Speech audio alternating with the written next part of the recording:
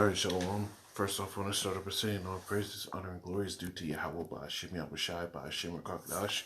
That's all praises to the world called God, whose true name in the Hebrew is Yahweh, by Hashem in the name, and Yahweh Shai being the name of the only begotten Son. I also want to say double honors to the elders and apostles of great millstone and peace and mercy.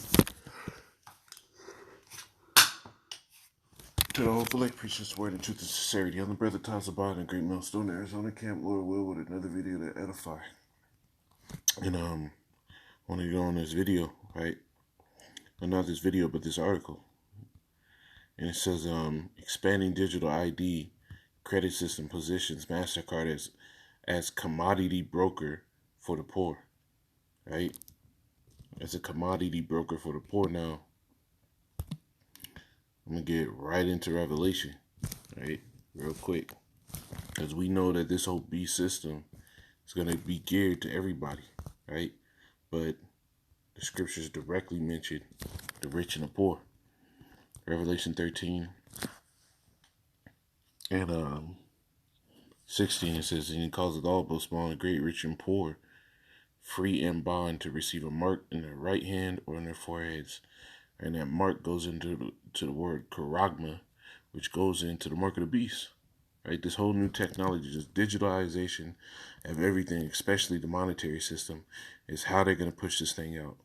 Right? And it's speeding up. It is speeding up, man. It's getting to the point where at any time these banks can fail and they get just pushing this new system, because they're already pushing this system's technology in the way of this new system, this digitization on everything. Right? There's no getting around it. Right? They're already putting it on everything. And pretty soon, they're just going to come out and say, right, we're getting rid of this old money system. We're going to deal with this one just like they did with gold and silver, right? Just like when they took away the gold standard, just like when 1933, when the bank system failed, then they came out with a whole banknote that looked like the old one, but it didn't even have the same value to cover gold, right? Or silver. It says MasterCard is expanding its community pass scheme to India, where it plans to enroll agricultural workers with digital ID via its Farm Pass product. The platform will offer them credit and allow a MasterCard system to work as a clearinghouse. Now, I looked up that word clearinghouse, right? And this is what it says, clearinghouse. A clearinghouse is an intermediary between buyers and sellers, right, of financial instruments, right? So they're basically getting rid of the middleman, which means what? You have to directly deal with them. That goes into centralization. There's no more middleman. That means whatever this guy says, you got to do. The middleman might have set up deals. He might have gave you little incentives, but when they're setting up this new system, it's going to be so oppressive that it's just going to be, you're going to do this or you're going to be cut off. You're going to be out there. So you choose. That's how this new system is going to work. Right? So it says, India has already, it says, here it is. It's a system to work as a clearinghouse, right, for produce, with the aim of enabling farmers to get better prices for their crops. It says India has already enrolled the vast majority of its residents in Bihar, biometric digital national ID. MasterCard's Farm Pass is on track to enroll 30 million people worldwide, including 15 million in Asia Pacific. It says the scheme is spreading to 33 countries in Africa.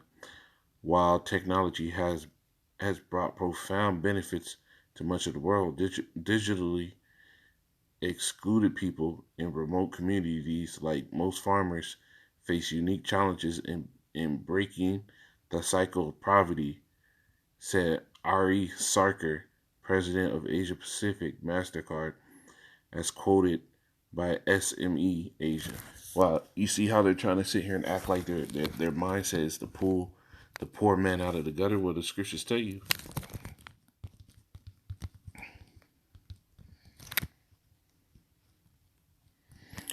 Uh, Ecclesiasticus 12 and 10, it says, never trust thine enemy, for like his iron rusteth, so does his wickedness. So just as much as this devil, just as much as iron is sure to rust, right? A little bit of water and some time, iron will rust. That's exactly how this devil's wickedness goes, because the scriptures tell you.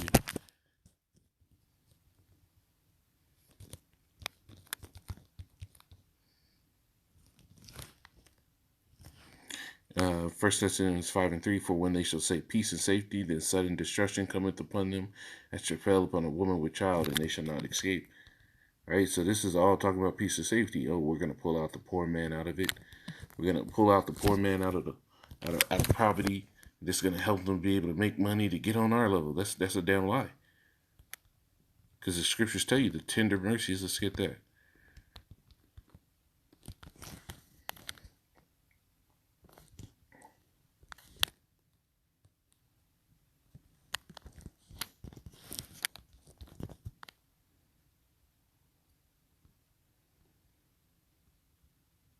This is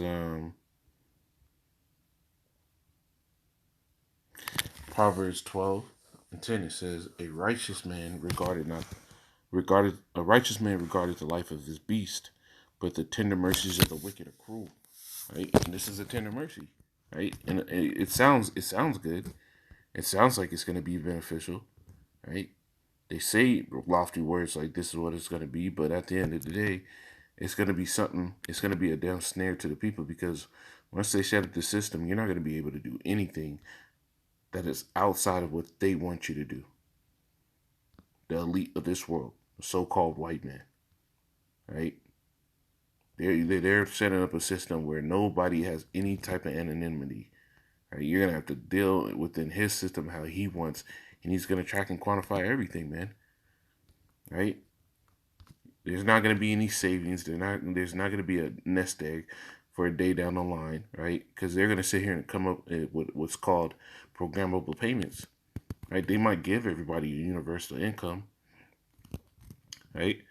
But that money's gonna only be able to use within the vicinity they say you can use it. You're only gonna be able to use as much as they allow, right? You're only going to be able to use it on things they clearly use it on. You're not going to be able to use it on other people, because they've been setting up a dynamic of dwindling resources, right? We want to make everything fair and equitable. Going to the fucking white man to think about something that's fair, or expecting that he's able to set up something that's fair. His entire life hasn't been fair, and somehow at the end of the days, this devil's in the mindset that I got to be more fair to people. Hey, you're gonna fucking fail, right? You're gonna fail, thinking that this devil's gonna help you. But at the end of the day, the Lord is hastening these times, man. This is James 1.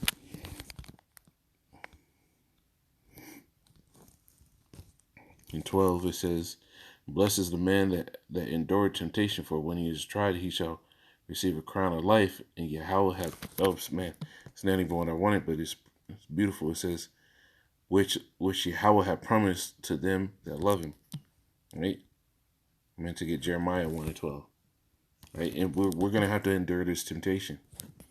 Right? When they're setting all this stuff up, and it comes down time to where you can't buy or sell except you have that mark of the beast, and except you agree to the system, right? That's going to be our temptation. But the Lord said he was going to make sure that he take care of his elect. Isaiah 66, right? Tells you that the Lord, I believe it's 66, it tells you that the Lord was what? His servants shall eat, but ye shall hunger and thirst. Right? The Lord is going to take care of his men. I think it's 65, actually, right? The Lord is going to take care of his men. But if you did this work, the scriptures, the Lord is going to provide. He always has. He always has, man. I nor any brother in this truth will ever tell you that we got what we got on our own, man. The Lord is the one who fed us. The Lord is the one who set these things up. The Lord is the one that gave us our portion in these times to be able to sit here and live. Right? It's not going to be any different. So why it tells you in the book of Revelation, right? I believe it's 3.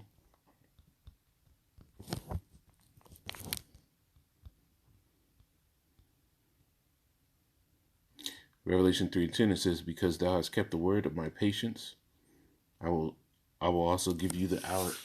I will also keep thee from the hour of temptation, which shall come upon all the world to try them that dwell upon the earth. And what temptation is going to come upon all the earth? Right? This mark of the beast. Right? They're going to force it on everybody. They're going to tell you got to take this or you're going to die. That's in the scriptures. You got to take this or you got to have your head chopped off. You got to take this or you won't be able to buy and sell. And that's how people live. Commerce. Especially in America, Babylon the Great, or anywhere where Esau has been put in a seat of rulership, because they no longer, it's no longer normal for you to grow your own food.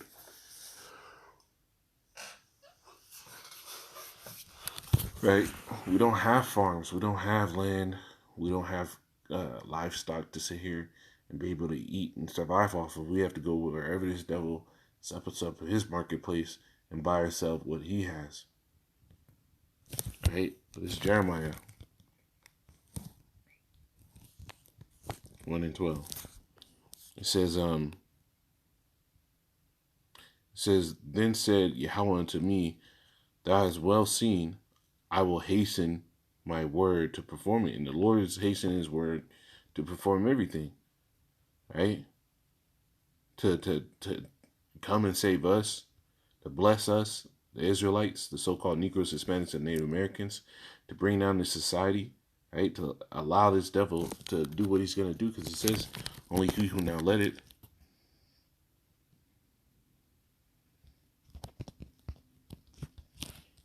Let me get that. This is 2 Thessalonians 2:7. It says, for the mystery of iniquity that already work, only he who now let it will let until he be taken out of the way. So the Lord is letting this devil set up this plan, right? But the Lord's gonna hasten his word, and it's time. We're in the time where obviously the word's being hastened, man. It's Mark 13.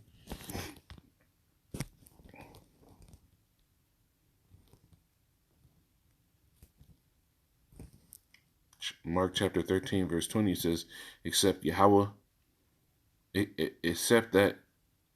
Yahweh had shortened the days, no flesh should be saved, but for the elect's sake, whom he had chosen, he had shortened the days. Right? And this is why prophecy is going at a breakneck speed. This is why it's hard to keep up, because the Lord is shortening these things.